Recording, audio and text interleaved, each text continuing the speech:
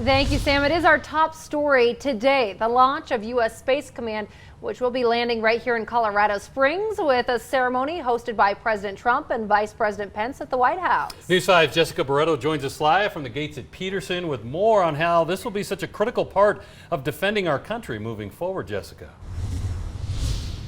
Well, we spoke to retired General William Shelton. He's the former commander of the Air Force Space Command here, and he says there are things happening right now threatening our ability to operate freely in space. Now, General Shelton says China, Russia, and India are among the threats, all seen conducting space tests and anti-satellite tests. Now, anti-satellite weapons are capable of destroying or damaging satellites in space. This has the potential to pose major risks in our warfighting capabilities.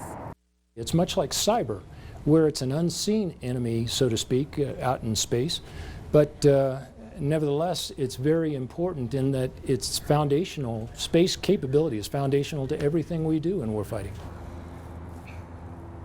This Space Command would fall under the umbrella of the Air Force, with General John Raymond, current commander of Air Force Space Command, in charge.